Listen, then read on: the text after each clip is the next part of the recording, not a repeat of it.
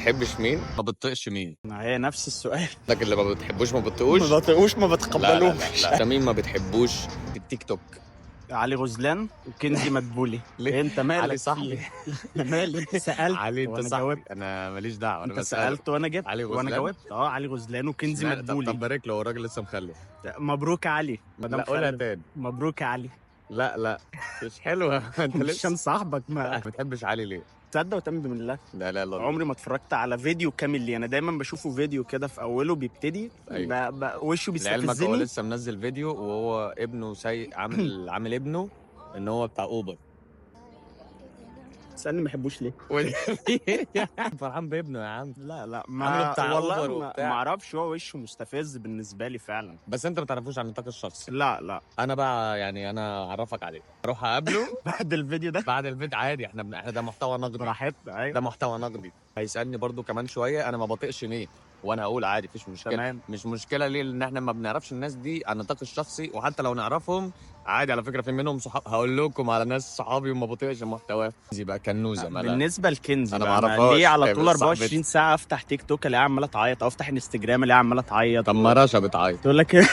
رشا دي صاحبتنا وصانعه محتوى على التيك توك. ببقى فاتح تيك توك على اساس ان انا عايز اهزر اضحك كده طب ما فرفش تهزر شوية. وتضحك يا عم. ما بلاقيها طالعه بتعيط. ما هي الست يمكن بس عايشه مع المتابعين بتوعها الحاله يعني. مش قوي كده يعني. في واحد كده اسمه محمد طارق. مين محمد طارق؟ ده هو مش عايز، ما انا لو قلت ممكن يبان تنمر. لو عرفتوا تحمد ربنا ان انت اتخلقت محمد رشاد مش محمد طارق. ايوه بجد. بيهبب ايه محمد طارق ده بيطلع كده لازق وشه في الكاميرا كده ويقول لك كان في اغنيه كده عاملها بيبي اي ونت ا برجر جيف مي ذا بيس اوف يور برجر. حد ما بقى ده كده تالت حد. رابع حد بقى ما بحبوش علي غزلان برضو. يا عم قلنا ده. ما انا بقى ما بحبوش والله. يا عم خلاص. جبس مصر جبس ما انا ما لا، لا. بحبوش. ما برضو. تمام. في برضو بعد جبس مصر علي غزلان. برضو هو ايه؟ هو قافش معاك خلاص مفيش غيره النهارده. حليم وامل. حليم كان صاحبي. ما بحبهمش برضو. احنا بنتكلم كمحتوى، مالناش دعوه بالاشخاص خالص. بنتكلم على اشخاص بقى. خلاص بقى. علي غزلان. ايه طب اعرفك عليه ازاي انا دلوقتي بعد الفيديو ده؟ اسف تعالى اجي لك لوحدي. انا اجي لك لوحدي بقى، معلش. مين بتحب تتابعه؟ مين بحب اتابعه؟ الجيار مثلا. الجيار. متابع الجيار فعلا. انا كمان متابع الجيار بالمناسبه دي. لا يختش انزل يا متدلع.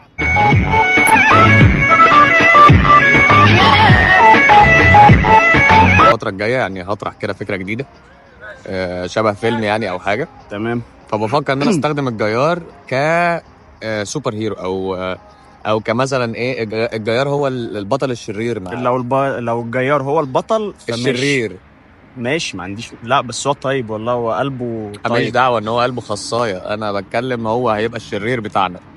هل تصدق ان الجيار يبقى شرير كويس؟ لا مش عايز اكرهه.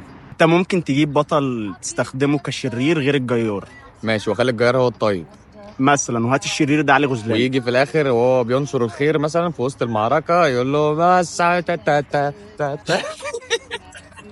الخير بينتصر على الشر صح؟ وتامر حسني. فهات مثلا الجيار هو بطل الخير وعلي غزلان الشر. هات كنزي مدبولي تعيط عليهم. اكتر تيك توكر ما بتحبهمش. ما بحبش محتواهم. محتواهم ما بحبش محتواهم. مثلا. بتابع مثلا محتوى زي التمثيل مثلا. فحمو ايهاب اوف حمو ايهاب مجرم بالنسبه لي، لان حمو مثلا بقاله سنين معانا. مجرم. عياط بس، بكاء بس. انا عيني وجعتني يعني، او عيني وجعت له. فاهم؟ طب انت ايه رايك في ريمو بربري وجوزها؟ لا بحبهم بصراحه والله العظيم. بس بحب سمعت انت محتواهم. حوار ان هم اتطلقوا ريمو بربري يا عم ده حركه. دي حركه. انا اصلي من البيك فان. انا نفسي ابقى ريمو بربري. حد ريمو بربري لا دول. هم طقم بينزل. لا هم طقم. يعني بتكرهه مين تاني غير بقى؟ حمو ايهاب؟ ما بحبش المحتوى بتاعه برضو. ادهم صبري. صاحبي على فكره. ما هو صاحبي انا كمان. انت قصدك رجل مستحيل صح؟ هو رجل مستحيل الصراحه، لانه بيعمل محتوى قسما بالله مستحيل حد يتقبله. ادهم يعني مش انا اللي سبحان الله جايب ريتش. يا سبحان الله. ما عمري ما قلت له الكلام ده، فانا هيعرفه في فيديو بقى يعني. بس انا ما بحبش محتوى عادي. على فكره انا امي بتعمل محتوى ما بحبوش، بقول لها محتواكي وحش جدا. وبعدين توقعوا امي بتعمل ايه في المحتوى بتاعها؟ كله هيقول لي طبعا طبخ وحركات. احنا مش طبخ ولا اي حاجه من دي. احنا امي بتقدم محتوى جواسيس، بتحكي حكايات جواسيس. تخيل في بتحكي حكايات جواسيس. خليها تحكي لنا حدوته الجيار. اكره كل اللي بيعملوا زي مثلا، وهو دول اللي انا اعرفهم عشان دول اصحابي يعني اعرفهم، الصياد وزيتونه. صح، الصياد والزيتونه اللي هي السيف. المحتويات الدراما دي اللي السيف اللي هو سيس، ويجيب لك بقى ابن السواق حب بنت الباشا بالظبط، ومش عارف فاهم، ايه، والورده دخلت في قلبي. التوته، فاهم. انا مالي، انا ورده دخلت في التوته، ما تشيلها واسكت. اكتر المحتويات مثلا اللي انت بتكرهها، سيبك بقى من صناع المحتويات. او ايه اغرب المحتويات اللي انت شفتها على تيك توك مثلا؟ الراجل اللي هو بيعصر برتقان تحت باطه ده. انت بتشوف راجل انت بتشوف راجل والله انا في راجل متابعه ده بقى مزاج، ده معاه شويه طاسات على البحر. اللي بيقعد يخبط الراجل البوزي ده. بوزي بقى، بودي مش فارقه. هو بيطرد الارواح الشريره من جوه قلبي. انا قبل ما انام بيبقى في عقبال قلبي ما يطرد علي غزلان من قلبي يعني. طب الحاجه اللي انت بتحمد ربنا عليها بما انك بقالك كتير في السوشيال ميديا؟ ان انا مش علي غزلان يا اخي او محمد طارق. ارحمنا. ايه تصدق انا كريت. الحاجه اللي انت بتحمد ربنا عليها في السوشيال بما ان بقالك 7 سنين تقريبا؟ ان انا كرهت نص السوشيال ميديا فيا، نص صناع المحتوى مش بيطيقوني تقريبا. 3/4 صناع المحتوى دي حقيقة بالذات على فعلا. التيك توك، لان انا شهرتي اكتر على التيك توك اكتر من اي بلاتفورم تاني. فانا على التيك توك في نص صناع محتوى مش بيطيقوني حرفيا، ما بيحبوش يتعاملوا معايا مع انك قاعد معايا اهو. عادي والله. بحب علي غزلان، عرفت يبقى انا شخص مش وحش. شفت احبه بقى. استحالة. بص انا اعمل اي حاجة غلط في الدنيا الا دي.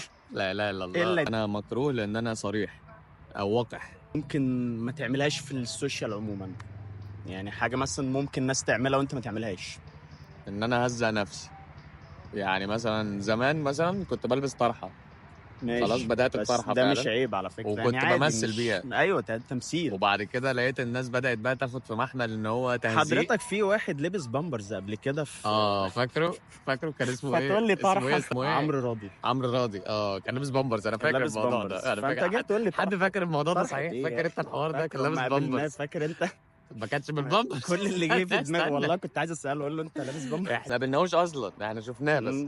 فلما شفناه ساعتها افتكرنا وقلنا بصوت واحد، فاهم؟ بامبرز. انت بقى طيب بالنسبه لك ايه الحاجه اللي ممكن ما تعملهاش في السوشيال ميديا غير ان انت ما تحبش علي غزلان؟ ان انا ما اصورش فيديو مع علي غزلان. يا عم يرحمني. بس يقول لك اصل انا محتوايا بتاع ده اسمه توينز. توأم.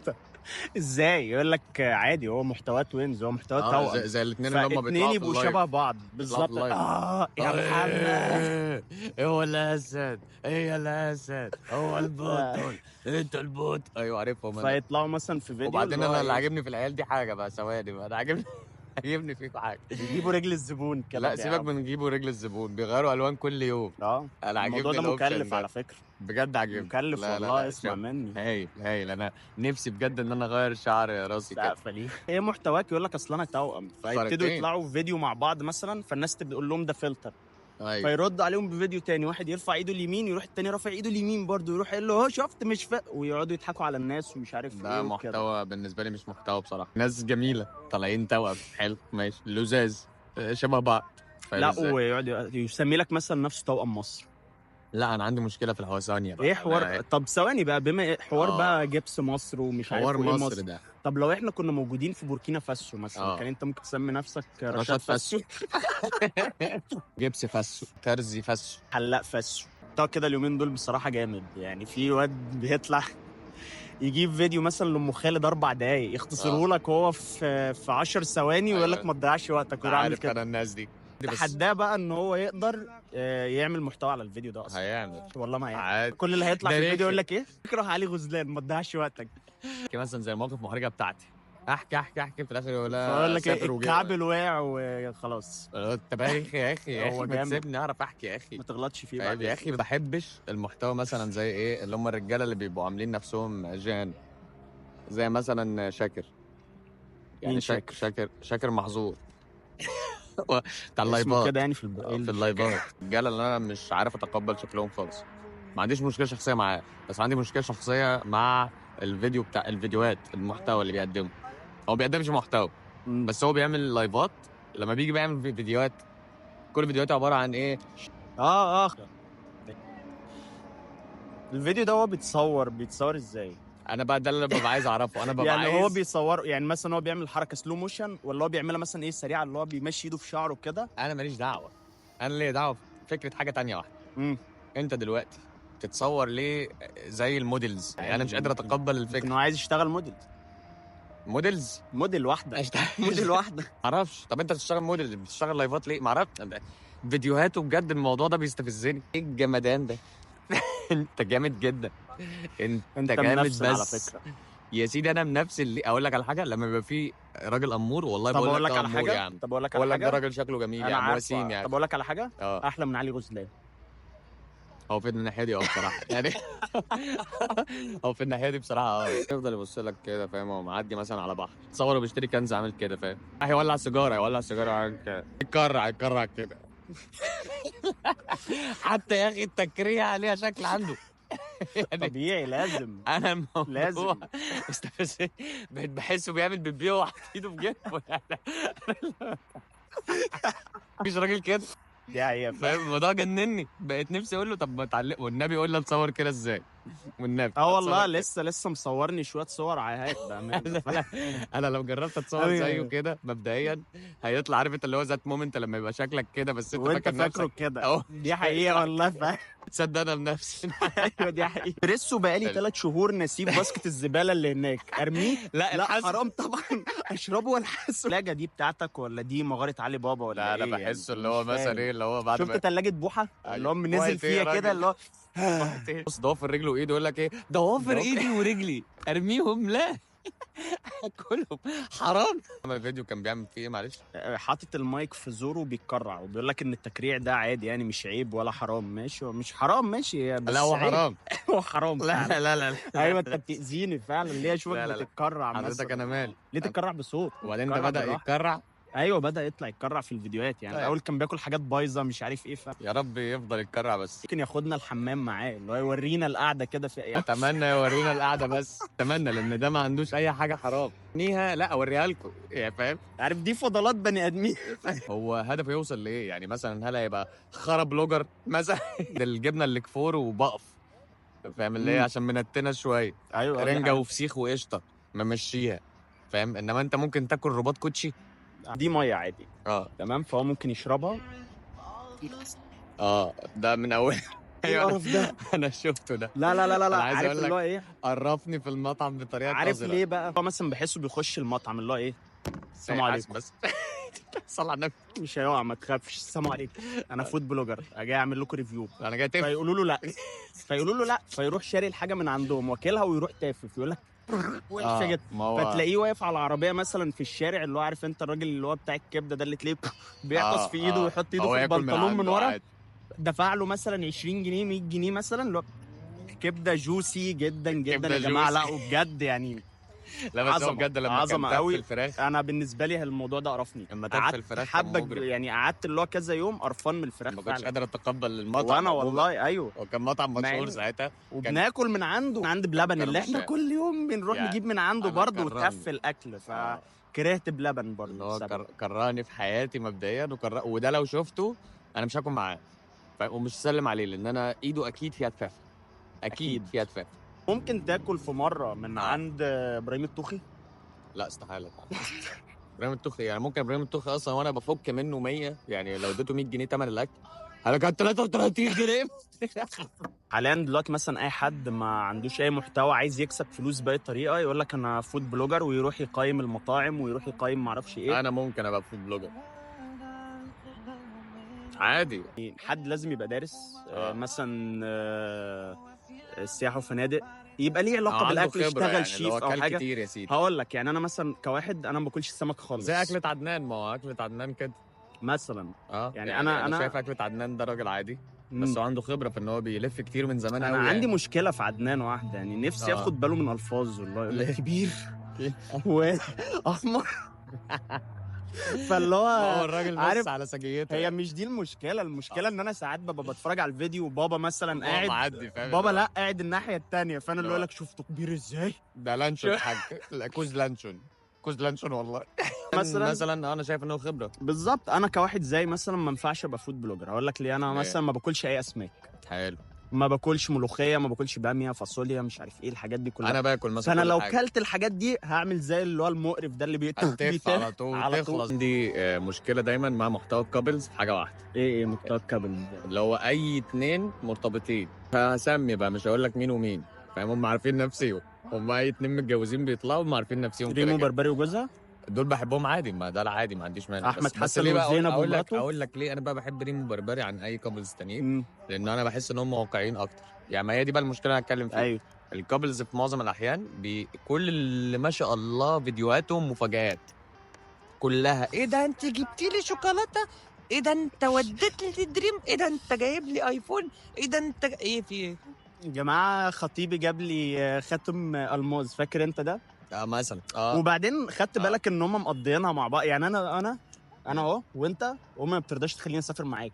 ده اللي هم حقيقي. دول ولد وبنت بيبقوا مرتبطين ببعض او مخطوبين، فتلاقيهم في السخنه مع بعض، وتلاقيهم معرفش في الساحل وهنا وهنا وهنا. بنقول المخطوبين يا سيدي والمتجوزين كمان يا سيدي، بتتفاجئوا ليه؟ انا مش فاهم بتتفاجئوا ليه، فاهم؟ يبقى الواد عامل لها مثلا مش عارف حاجه، او جايب لها حاجه وهي تتصور، يا جماعه بصوا النهارده فاجئني، بصوا النهارده صاحي من النوم، وهو يعمل أيوة. نفسه لسه صاحي من النوم. الشغلانه ازاي؟ لا، والواقعيه بقى بيبقى ينبع مصر فعلا. نصحى الصبح انت ما بتغسلش وشك، ايوه تصحى تصحيني، لو صحيت قبلي صحيني، فاهم؟ عشان لما تيجي انا اصور فاجئ بجد بقى انت وببقى بعماصك بعماصي كده، كده. فاهم؟ ده يا الهديه الحلوه يا الفرحه، فاهم كده؟ ما انا مش فاهم بقى الفكره في الموضوع ده، فانا اتمنى منكم الواقعيه اكتر، لان الموضوع هيبقى ألذ، وساعتها ممكن نتابعكم، لان الموضوع بقى بالظبط. سعيد. وجبس مصر حواراته جبس مصر. كترت انا كرهته هو ومراته. والله. وليه بقى بذكر مراته؟ لانها صناعه محتوى. مش دعوه، انا ما اعرف، عشان كنت اعرف يعني منين ما اعرف. بس اصلا أنا جبس على فكره محتواكم انتوا اول، الاثنين يا اختي. يعني جبس من اول ما طلع كانت كل الناس تقول هو، وانا اقول لهم لا مش هو. لا مش هو. ايه جبس يعني؟ مش فاهم. بلاش ما تسمي نفسك عادي يا باشا، اسمك احمد، اسمك سمي نفسك احمد عادي.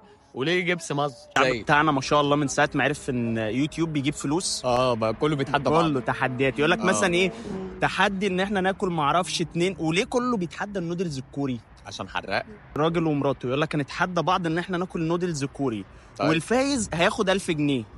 طب فين التحدي في كده؟ ما انتوا اللي فلوس بيتكم ما احمرة. الفلوس هتروح، خرجت من البيت دخلت في البيت برضه. بس فين مفيش- التحدي في مفيش كده؟ أي انا اختلاف. مش فاهم يعني. لا، وفي ناس تانية كنت بشوفها على اليوتيوب يقول لك تحدي اكل ما اعرفش ايه كده فوق السطوح، واللي هيخسر هيبوس البطه من بقها.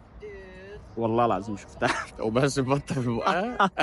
في برضه ضمن المحتوى اللي مش بحبه دايما، اللي هو المحتوى بتوع ايجيبت. خلاص هم بيسموهم كده جزة بتوع تشيك. ما انا حوار بقى جزة تشيك والقصه انا دي. بجز منه بصراحه. لازم برضه تتقال، عارف انت؟ جزة تشيك، فاهم؟ جزة تشيك، فاهم كده يعني انت تاخد بالك احنا بنصرف كام في الخروجه اصلا؟ يا أكل عم هو وشرب. 120 جنيه 110 وجبه من عند ابو العز ابو السوري. العز ربع فرخه وبتاع، ده مش دعايه. ده عادي عشان الراجل عليه الفراخ كده 100 والله جامده. اول عباس. بعد كده نجيب اي حاجه واحدة نشربها ب 20 اسبريسو. جنيه تمام 170 جنيه وبنروح البيت على طول. فانا بقى شايف ان انتوا ايه، محتواكم بقى مصاريفه كتيره جدا، ودايما عباره عن بهجه. وبيعقدوا العيال الصغيره. انا والله. مشكلتي في كده، مش مشكلتي بجد في عيشتكم والله، ان انتوا مثلا لا عادي بجد، بالعكس عيشوا عادي وانبسطوا وتفسحوا وافرحوا وكل حاجه. بس مشكلتي ان انتوا بتحسسوا العيال التانية الصغيره او الناس اللي هي ما عندهاش المقدره بتاعتكم انهم يحسوا بالعجز. بالظبط خلاص. أيوة. وبعدين انتوا كل حياتكم فرحه وبهجه، يعني اللي هو ايه، صحيت النهارده الصبح لقيت نفسي فرحانه، قلت اروح اشتري مركب.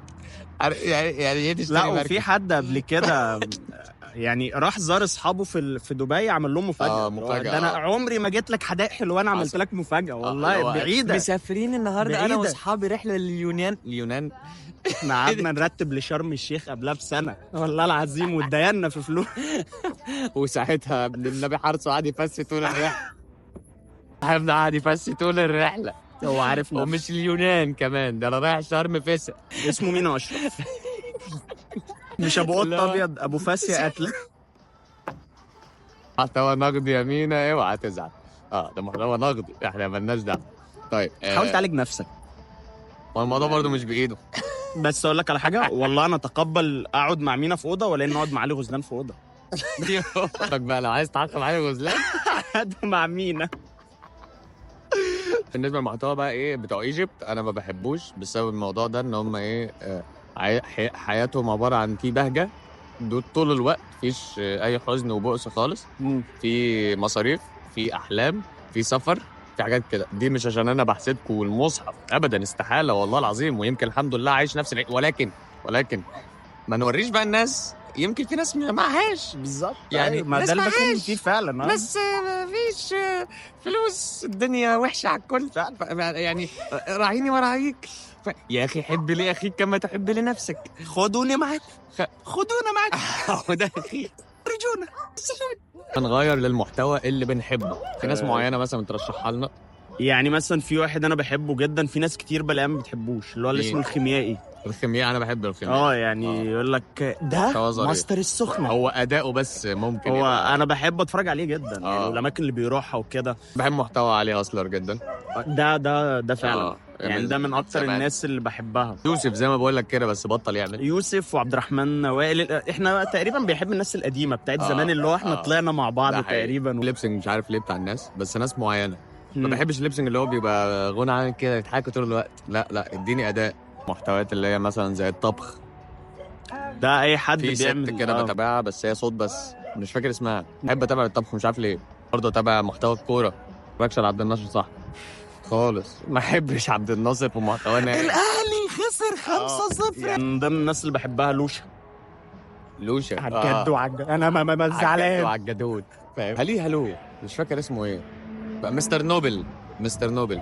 ده بيقدم برضه محتوى علمي. روان المهدي. صاحبتنا. مينا اشرف. ده بحب دماغه. انك قلت كل الناس، نسيت تقول علي غزلان اللي هو صاحبك. ده حبيبي ما انا بقول لك انا متابع برضه فيديوهاته. هو لسه ابنه بقى امبارح عامل اوبر وبتاع. ربنا يخليه لك على يعني راجل شويه. فيبصوا من قرطه 7 جنيه ونص يعمل له عيد ميلاده. عامة بصراحة بنحب فيديوهات كتيرة جدا، ملناش حد معين، بنحب الكل تقريبا. عندي هقول لكم المرة الجاية ممكن اتابع المحتويات اللي عندي واقول لكم مين اللي احنا عاملين لهم متابعة، بحيث ان انتم ممكن تتابعوهم برضو. دي ناس كويسة جدا بتقدم محتوى مفيد لحد ما.